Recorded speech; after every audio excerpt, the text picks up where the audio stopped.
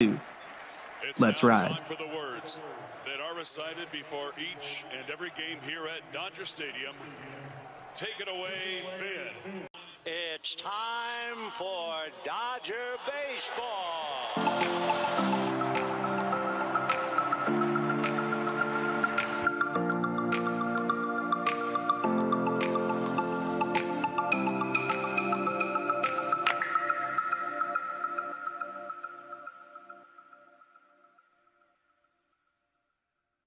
What is going on, Dodgers fans? Spring training is in full mode. The lawn is cut. Your Dodgers are reporting at Camelback Ranch. We got a few games underway already, so it's good to see your boys in blue back in action. Thank you guys so much for listening to the Incline Dodgers podcast. This is Kevin Klein here. We are presented by FanSided, so make sure to go to Dodgers Way and FanSided to read all kinds of baseball content. We're not going to hold back because obviously the big story that went down Monday afternoon involves the Dodgers shortstop, Gavin Lux, who was carted off the field kind of near the end of the game. As he was going from second to third, he non-contact injury play as Manny Machado was throwing it towards a second base. I think Lux stepped down weird. His ankle or his foot went a weird direction. His knee went a weird direction. Afterwards, Lux said that he felt a pop. He was carted off. So we don't know the uncertainty right now. Dave Roberts didn't seem too optimistic as well. They're going to run an MRI. So we don't know the exact results as we're recording right now, but we're going to dive into a couple different scenarios. So Jake Reiner, how's it going? What are your thoughts on what went down with Gavin Lux? It's hard to speculate because you don't want to jump the gun. You don't want to prematurely react to something either good or bad based on this, but you watch the replay and it just didn't look good. He was writhing in pain. He had to be carted off the field. His knee kind of bent a weird direction, and you just feel for him because he has really put in a lot of work this offseason and understands the responsibility of being the Dodgers starting shortstop. And for it to happen in the third spring training game is just so brutal for a team that already is kind of thin at that position. You look at Miguel Rojas, that guy's leg cramped up. He should be back and he should be, taking over duties at shortstop. But beyond those guys, you don't really have much. I mean, Chris Taylor is an option. Obviously, they could go out and get another shortstop. This is all obviously, if Lux is going to miss a significant time, but if I had to guess, it does look that way. It does look like that is what is going to happen. And it's just sad because Lux, who really was given the reins at second base last season, it looked like he was going to put together a really nice season. He was also hurt last year and never really found his footing again when he came back. So this was going to be his year to take over shortstop. So for this to happen this early on in spring is just, it sucks, man. It just sucks. Yeah, you mentioned him putting in a lot of work, and that's almost like an understatement. He went to Driveline. He bulked up. He added some muscle. He wanted to show strides in his power game. On top of that, he was absolutely thrilled about being handed the reins to be the shortstop, his natural position. He kind of had to wait it out first with Seager, then Trey Turner, and then the Dodgers handed him the opportunity, and he was ready to run away with it. So you could see the look on his face when he went down, just utter disappointment and sadness, to be honest, the melancholy, because he was excited for this season. You could tell it in all his interviews and when he was working out with the boys. So that sucks for him. And you also mentioned how he got hurt last season and kind of like that's kind of been the storyline for his career, a lot of injuries. And it felt like this was going to be finally the year where Gavin Lux put together the full package. And now I kind of am on board with you. I think best case scenario is he's out until the All-Star break, but that's wishful thinking. I honestly wouldn't be surprised if he's out for the entire season. Who knows? We'll have more information on that later, but we should explore the different scenarios now. So first, Jake, we'll go with the worst one. Let's say Lux is out for the year. Where do the Dodgers go from here? Well, there's certainly some options on the open free agent market. They're not great. I mean, you've got like Didi Gregorius Oh God. and like there's just a number of really just not good options out there. Yeah. So you could do that. I mean, they traded Jacob Amaya, so you can't go that route. I But don't they know. got Rojas, so that's fine. They did get Rojas, but So you're it's a shortstop for a shortstop. right, but with Lux down, you kind of would want to maybe have someone like an Amaya to kind of be there. They're kind of very very much thin at that position in the minors too. So the other option though, everyone wants it. Willie Adames, everyone wants that option, and that's going to be tough to pry him away from the Brewers. It's going to cost a lot, Yeah. especially since the Dodgers are now operating from a place of not desperation, but the Brewers know that the Dodgers need a shortstop, so they're going to drive that price up if the Dodgers want Willie Adames, especially now at the beginning of the season versus mid-season. You can make that trade, so I would expect them to wait to go after a piece like that until the trade deadline. So they Yeah. could pick up an option on the free agent market, but there just really isn't much out there. Yeah, I agree. I'm not really thrilled with who's out there and who's left. So a little outside the box thinking, because what I love about the Dodgers is they got guys that are versatile. Oh And yeah. so first up, we got Miguel Rojas, as we just mentioned. We could survive the entire season with him defensively. He is arguably one of the best defensive shortstops in baseball. I think last season he had like a plus 15 defensive runs saved at that position. The question is, does he have the bat to compensate for potentially the lack of offense now? Because Lux was arguably a better hitter. Don't know. We kind of have to see Rojas prove it. So you have him, and then you could take Chris Taylor, who it looked like was going to be their starting center fielder, at least in a platoon scenario, and you could have him split time at shortstop with Rojas. They're both right-handed bats, so that kind of sucks. So I don't really have a platoon option for you because they're both right-handed. But this is where I get a little crazy. There is a very disgruntled outfielder right now in Pittsburgh, and it looks like they're just nowhere on the same page.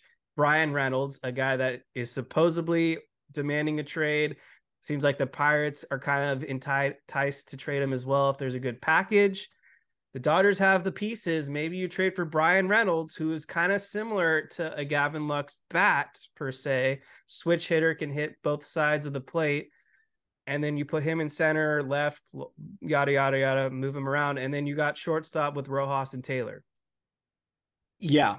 I mean, that is a kind of a Band-Aid approach, not the Brian Reynolds part, but the Chris Taylor, Miguel Rojas part. So I don't mind it. Obviously, Brian Reynolds would be great on this team. I think Andrew Friedman, though, he never panics.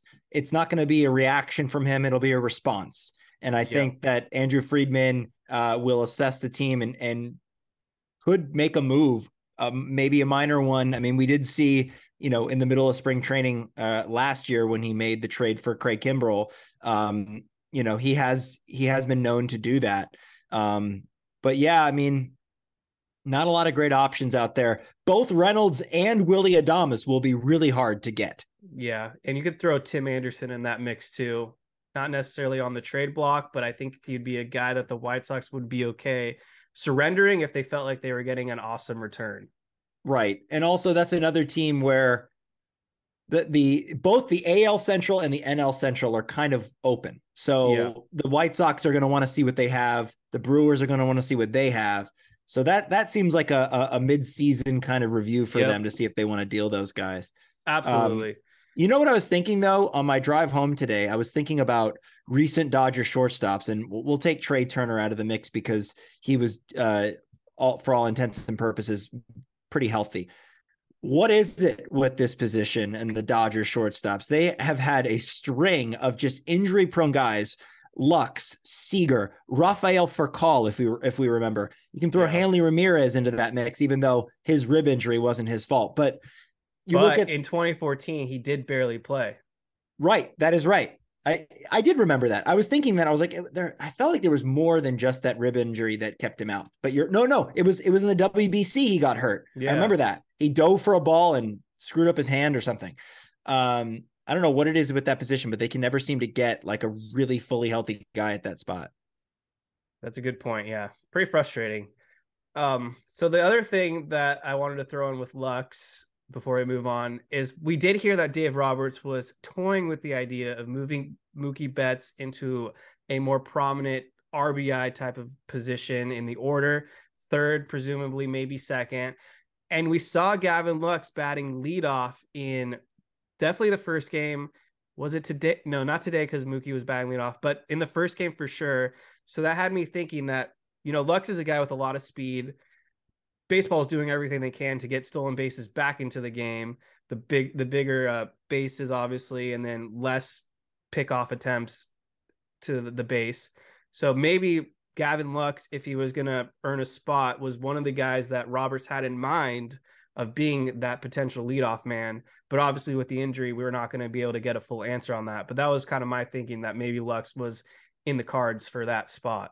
Yeah, I love that idea. I think Lux definitely has the speed to be a leadoff hitter. Also, he's a left-handed batter without the shift. So you a lot of potential to get that leadoff batter on base and then also onto second base very quickly. But the thing is that we've tried putting Mookie in a different spot in the order. We tried that in 2020 and it just didn't work. No. He just is a leadoff hitter. And it is unfortunate because ideally a guy with that kind of power, you want him third or fourth to be able to clean up and knock guys in. But I would take more Mookie at bats in a batting position that he's comfortable in over anything else. And I think obviously now with the Lux injury, their hand is kind of forced. Yeah, and I agree. I'm a big Mookie should just be the leadoff batter no matter what, as long as he's not struggling. Like, why are we trying to get cute here? Like, it works. They won 111 games. They won a World Series. They have probably the best win percentage without a doubt since Mookie's become a Dodger. So that's not the problem here. The problem is hitting with runners in scoring position. And let's be real, Mookie hasn't exactly been great during his Dodgers tenure hitting with runners in scoring position. So yeah, and it was kind of funny though, because what would happen a lot last season was the bottom of the order for a good stretch at the beginning of the season where they were getting on base. Lux was a part of that, and Mookie was coming up with runners on base and he wasn't able to drive them in. So I agree with you on that front. I mean, I think that Mookie is just a great hitter no matter what, but play to his strengths, especially with this lineup that isn't as potent as it was last season. I think you got to keep it the same. So if you're leading Mookie off, are you batting Freddie second like they did last season, or are you moving him to third? I think naturally Freddie should be batting second, unless you want to put in Max Muncy in the 2-hole, because that is a guy that historically can get on base at a crazy clip. But then you got to figure out who's the cleanup hitter. So I don't know. Is Muncy better in the 2-hole or the cleanup spot? Then you got JD Martinez, who could very well be in the top of the order, but he's up there in age. But I could see a lineup where like a top 4 or top 5 rather of Mookie, Muncy, Will Smith, Freddie, and JD Martinez. I don't think they're going to do it, but that order could work, righty, lefty. You could also just flip Muncy and Freeman too. Yeah. But it all depends on, what you're going to get with Freddie Freeman. You know what you're going to get with Mookie Betts. You just don't know from Max Muncy. I mean, is he going to have a bounce back season? Is he going to be more consistent this season? We'll see. And they kind of have to, I think that they're going to play with that to see where it kind of lands. Yep. And that's what makes this spring training fun. Something that you've definitely brought up a couple times, where it's a pretty new team, a lot of new faces, and we can't really predict the batting order right now because I don't think they know. Yeah, I don't. And I think that that's a good thing for this team because they're going to have to find ways to score runs. They're not always going to get that 3-run homer, the 2-run homer. They're going to have to manufacture runs with this lineup. And so finding the best combination is going to be an interesting thing, not only in spring training, but you're going to see it in the beginning part of the season too. Take a quick break right here to talk about a proud sponsor of the Incline Dodgers podcast, TickPick. By now, I'm sure you've heard of TickPick because they are one of the best ticket websites out there. offering all kinds of options to concerts, NBA, NHL, MLB, spring training, NFL, Broadway, all across the nation. And what's awesome about TickPick, you go to the app, you see the price, that's exactly what you're going to pay, because there are no service fees at checkout, no hidden cost. You see, you know what you're paying and you know what you're going to get. They're offering our listeners a chance over here at the Incline to save $10 right away off your first purchase of $49 or more on the app by using the promo code Incline at checkout. All you got to do is download the TickPick app, save some money, go see your favorite band or your favorite sporting team wherever you live, and you're going to have a blast over at TickPick. Yeah. So we got 3 games that are now in the books for spring training. So Jake, what has stood out to you? Which players have impressed you? Or on the flip side, which players have been like, oof, we're going to need to see a little bit more out of you? Well, there are a couple of players that the typical Dodgers fan may not know. I even had to look these guys up because I didn't really know them that well, but they've been tearing it up so far this spring. One of them is Hunter Fiducia. I don't even know if I'm pronouncing that right, but he's a catcher that I didn't even know was a catcher in the system. But he's here. He's 20. What is he? 25. And the other day, against the Cubs, he went 2 for 3 with a home run, a double, and drove in 5 runs. So that's pretty cool. The left-handed hitting catcher. The Dodgers are just stacked when it comes to the catching position. And we haven't even talked about Diego Cartaya, which I know you'll probably bring up. But the other guy that I wanted to highlight real quick from today's game was Ryan Ward. He had a couple of hits today, the go ahead RBI. He's an outfielder. I just like seeing guys that you don't typically have heard of or know of in spring training. That's why I love it so much. Just to get to learn the team, learn the franchise, learn the players that are on the depth chart. But Ryan Ward, though, I was looking up his stats from last year, and this dude raked in Double-A Tulsa. He hit 28 home runs, 78 runs batted in with a 805 OPS, coming off a season, one season ago where he hit 27 home runs and drove in 84 runs and had an OPS of 876. Just another guy. But one guy I do want to see a little bit more from is James Outman. I just want to see more at bats. He's only gotten 1 start so far, and he came off the bench in Monday's game. So I just want to see him get more at bats, more reps. I just love his approach. He's got that short, compact swing that really is great for cutting down strikeouts and making contact. And especially without the shift, he's going to rake too. So I really would like to see more of him, and I think we will. Yes, Outman in the first spring training game hit a base hit that would have last year been an out with the shift. So that was nice to see. And then in Monday's action, he hit into a double play, but it brought home a runner. So at least putting the ball in play resulted in a run. So that's progress. Ryan Ward was cool. I think it was with 2 outs in the 9th, was able to drive in that go-ahead run. A guy that you mentioned has been raking, and I remember his name popping up as a potential guy that they had to add to the 40-man because of Rule 5 draft implications. They didn't end up doing that, and he's still within the Dodgers system. A few names that I want to talk about. I'll start with Shelby Miller, because this guy was signed to a $1.5 million deal to be on the Major League roster.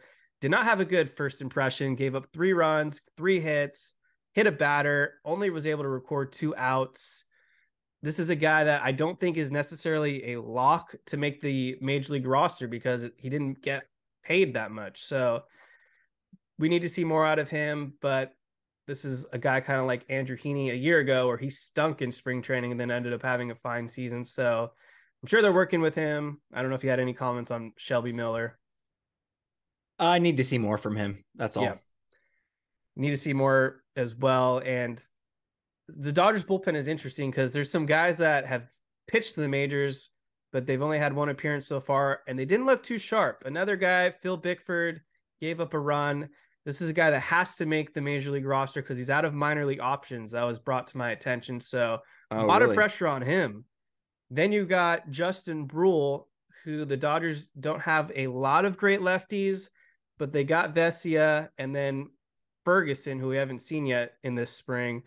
But Brule's fighting for a job too. He could still be in the minors, but he wasn't impressive. He gave up 2 runs to Garrett Mitchell, who had quite a field day. UCLA Bruin had 2 Yeah, I home was going to runs say against the Dodgers. UCLA alum. Jordan Yamamoto was another one. He gave up 2 runs. Oh, that's another guy I want to see more. I want to see more of. I really love his stuff. I've been very high on him, and I think the Dodgers will be too, but he's got to stop putting the ball right down the middle. One other guy I wanted to point out real quick is Luke Williams. He has a home run so far this spring, but the one thing that I was really impressed by is just his defense. He's made some really great, really tough plays at third base. They've kept him mainly over there. A lot of really just, good range, but also really good at coming in on the ball, barehanding it, throwing it to Freddie Freeman. Really impressed so far with what he's done. Although David hates him because he put the ball in play today that resulted in Lux's injury. Yeah, that was totally Luke Williams' fault. Yeah. I remember David saying in the chat, if only Luke Williams had just struck out. Yeah, okay. It seems like they want to. Poor guy's just trying to make the roster. He's got no shot. It actually seems like they want Luke Williams to be a part of the 40 man at some point because they're giving him a lot of looks. Exactly. And he's kind of rewarding them with that home run that you mentioned. Great defense at third base early on. Like they're going to need some utility players, especially with the Lux injury, unfortunately. So that's a guy that's for sure fighting for a spot. Shades of Brad Miller in spring a few years ago where he had a good spring, but he didn't actually end up making it with the Dodgers. He got a job in, I think, Philadelphia or Cleveland. He was solid there. So like that with Luke Williams. And then some guys that we're familiar with, Vesia, Gratterall, and a new one, minor league invite, Wander Suero, the Nationals guy, all had 2 strikeouts coming out of the bullpen. So Gratterall looked good. Yeah, Gratterall looked good. Freddie Freeman, the 2-run home run. So, not a lot that we're going off of so far, but so far so good. Dodgers are 2-1. They're putting runs on the board. So I'm happy. Ryan Pepio looked pretty sharp overall. Didn't get into a lot of trouble with the command. Struck out Manny Machado, I think. He did. Yeah. So I'm optimistic. I think tomorrow or on Tuesday's game, we're going to have Noah Syndergaard coming out of the pen in support of Julio Urias. Yep. So that'll be a pretty epic spring training game right there. Was there anything else you wanted to add to these games, Jake? I know it's not a lot so far. No, I'm encouraged with what I'm seeing so far. I just really happy to see Dodgers baseball back on my TV every single day. Is just a great sight to see. Yeah, so these questions from our listeners are a little outdated now just because of what happened, but we'll give some shout outs real quick to Rainman22. Can Lux play the shortstop? We need to defend. Yes, if he didn't get hurt. Ryan at Catch the Blues on Twitter. I'd be interested in you all going around the projected starting lineup and grading each player's defense, only A, B, C, or F. I suspect defense could be an issue this year and want to hear what you all think. Let's see how the grades look. All right, we'll do that real quick. All right, Freddie Freeman. A. Second 100%. base, Miguel Vargas. Well, who we actually forgot to bring him up, but so far he's looked pretty good with the leather. Yeah, and what a patient eye at the plate. I'll give him a C. I think he'll be average. Okay, I'm with you on that. All right, I guess shortstop Miguel Rojas. A. And then third base Max Muncy. B plus. And then Will Smith, catcher. A. I'll give him a B. Outfield real quick. Of course you would. Outfield real quick. Mookie Betts. A. Got to be an A+. A+. Center field. I don't know. Chris Taylor. B. A C+. Yeah. And then left David Peralta. Probably a C too. Yeah. All right. There you go, Ryan. Thank you for asking.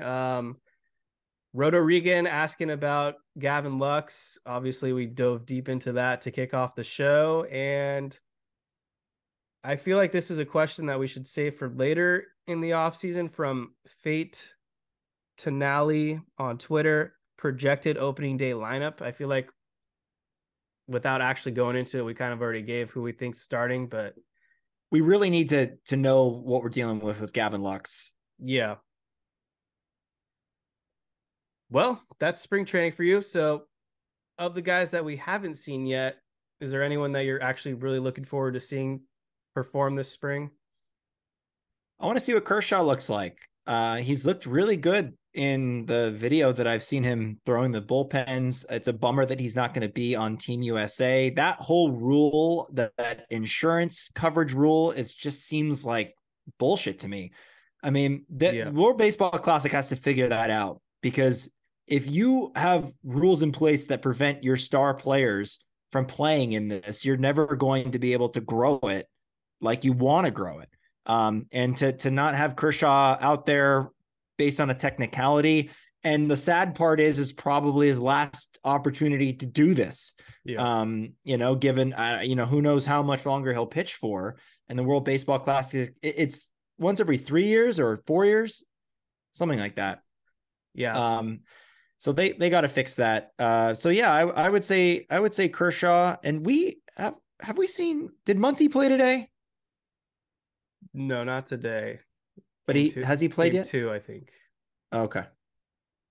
What about you, Kev? I feel like there has not been a lot of Dustin May content out there. Like, yeah, would love to see what he looks like. I'm excited for Syndergaard tomorrow. Yeah, he's going to be a key part for this season. Evan Phillips, I don't think we need to see a lot out of him this spring, but he's definitely still a pitcher that I want to see pitch along with Daniel Hudson. I feel like those are our two most important relievers.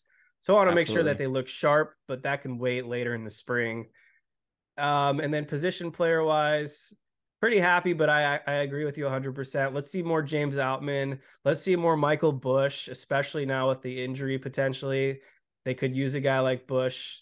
Going to be hard to figure him in, though, because of his inability to play shortstop and Miguel Vargas kind of being the second baseman. But still, you never know if someone else gets hurt. So just can't kill you to have depth. But yeah, those are pretty much all the guys I can think of. And I made a joke about it earlier, but I'm wondering when we're going to see Miguel Vargas swing the bat. I'd like to see what that looks like too. Yeah, I don't know. Kind of weird how they're playing him just for defense, but yeah, I agree. Let's see what he looks like with the bat. Hopefully that's soon. Other than that, is there anything else you wanted to cover, Jake? Well, yeah, I mean the new rules, but I guess we have to save that for David. Yeah, so we're saving the pitch clock for David. I know Dodge 16_12 wants us to dive into that. We're saving the pitch clock. The shift, love it. No shift is awesome to me.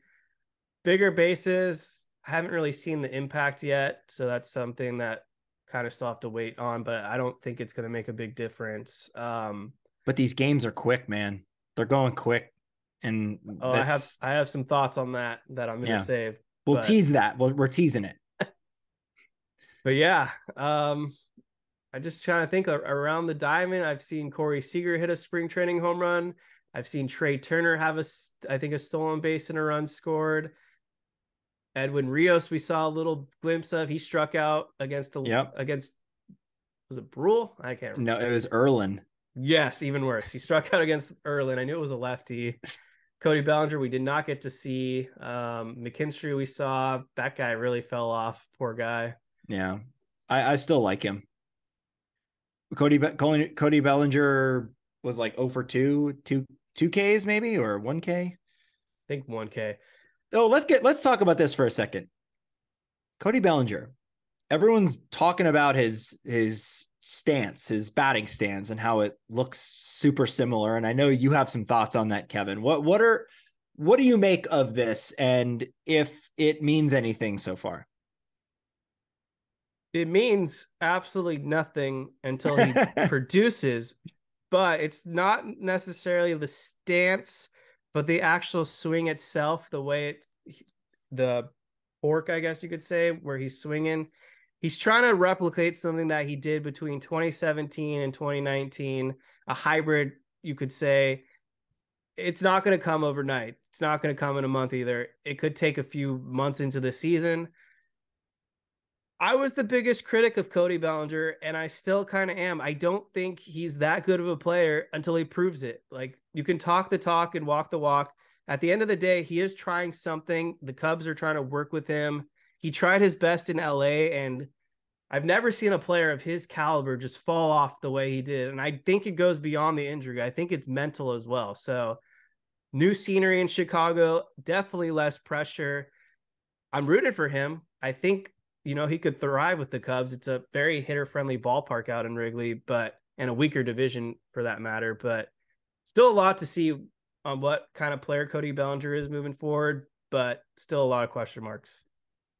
Yeah, I feel like he does have a lot less pressure than he would if he was still a Dodger, but I still feel like he has pressure on him. I mean, being a former MVP, that's going to follow you wherever you go. And for him, he's bet on himself, and I respect it. And with the Cubs, who knows what they're going to look like? They've made some interesting moves in the offseason, but they still are not really impressing me on paper. Yeah. But it'll be interesting to see what Cody Bellinger does, because if the Cubs are not, in it at all, they may deal him if he ups his trade value. Absolutely. Shades of what they did with Jock Peterson in that Atlanta Braves trade. Yep. But yeah, the other thing you mentioned, the pressure, and it was written in The Athletic that he felt a ton of pressure on himself because the Dodgers were continuously winning and he wasn't pulling his weight. 2021, he absolutely redeemed himself in the postseason. Oh, 100%. And you thought like a light bulb was going to go off and like, okay, he found something, he's going to carry it into this upcoming season. It just didn't happen. Like he was below average. Well, he didn't carry it past the NLDS. So it kind of went downhill from there. The one other subject that I just thought of that we should talk about real quick is the Manny Machado extension. 11 years, $350 million for Manny Machado to stay in San Diego. Now, I actually didn't think this was going to happen because of what he was saying to the press about how he's going to opt out at the end of this season and talking about how he's a San Diego Padre for right now. But then some people are saying, well, maybe that was a ploy, that he kind of, did that on purpose and whatever. And then boom, we got a passing bomb that he's going to stay in San Diego. And both him and Darvish are going to be in their 40s by the time their contract ends. And there's no opt-out in this new deal. So what do you think of Machado staying in San Diego? Well, he absolutely got his market value, like to the exact dollar. So 350 is exactly spot on for a player of his caliber. So he got what he wanted. There was no reason for him to opt out. Clearly he likes San Diego too. I mean, who wouldn't? It's a great city to live in versus potentially moving out to the East Coast and having to be in the cold. So what does, like you just said, the way that the Padres are locking up all these players into their 40s, I think Xander Bogaerts is another one of them. And then Tatis, not in his 40s, but he'll be in his mid-30s. Either they're going to win a championship because they have kind of a short window with Juan Soto being a free agent after the 2024 season. So they got 2 years essentially. So either they're going to get their ring and mission accomplished, or we're going to look back on this and think, wow, Peter Seidler, I think that's how you say it, and the Padres, AJ Preller, they were just spending money like reckless idiots. Right. I mean, they're either going to be the Dodgers or they're going to be the Angels. So it's one or the other. And they better win at least one championship with the amount of money that they're putting into this. And I don't want to hear the talk anymore beyond this point right now. I don't want to hear anything about how the Dodgers buy championships. I just don't want to hear it. I mean, you've got the Padres and the Mets and even the Yankees, but mainly the Padres and the Mets spending out the ass because their counterpart in their division or on their side of the coast have been just reigning success. The Dodgers have been the class of the NL West for a million years now. the Yankees have just always been dominant in New York, in that city, and the Mets are trying to kind of overtake that. I don't want to hear it anymore about the Dodgers buying championships. It's bullshit. And the fact is that not only do the Dodgers not buy championships, they develop better than anybody else. They have the better farm system. They keep their young guys. They shouldn't be knocked for that. And yeah, they go out and spend money to get big free agents, but that's what everyone does, and that's what everyone should be doing. Agreed 100%. I'm over all the hypocrisy. Yeah. Can it? Last player to just highlight real quick. He only got on base because he was hit by a pitch, but Jason Hayward finally made his Dodgers spring training debut on Monday, and he didn't strike out. He didn't get any hits, but I actually liked the way he was putting the ball in play. He had a pretty deep fly out to right center, I think, and then he had a ball hit kind of in a nice direction opposite towards third. So another guy trying to fight to make the roster. I'm rooting for him. I really am. I want him to be on this roster. I don't necessarily need him to be the starting center fielder, but I want him to be on this roster. I want him to make this team because I think with him, Freddie, and Mookie kind of being the elder statesmen in that clubhouse, along with Kershaw, but you think about Freddie, Jason Hayward, Mookie as sort of more of your vocal leaders, I should say, on that team. I just love the fact that Jason Hayward and Freddie Freeman are best friends, and they've been best friends for ever since they came in, ever since they got drafted in the same year, came up with the Braves, roomed together. They're apparently inseparable. So I'm really rooting for that to happen. I hope he has some type of resurgence. I'm right there with you. All right, Jake, this is it. I'm going to throw something random at you. Just name any random Dodgers player that hits your mind right now. First name. Let's go with, let's go with Ronnie Belliard. All right. Ronnie Belliard was not a Dodger very long, was acquired 2008 or 2009, the same year as Orlando Hudson. 2009, I believe. Okay. So then it's 2009 at the deadline, give or take. Hit like 360 or 380. I feel like something stupid for a couple months sample size. Yeah. Stole the second base job for Orlando Hudson and then disappeared. Yep.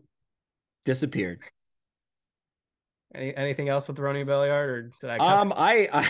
I liked him. I thought he was a spark plug.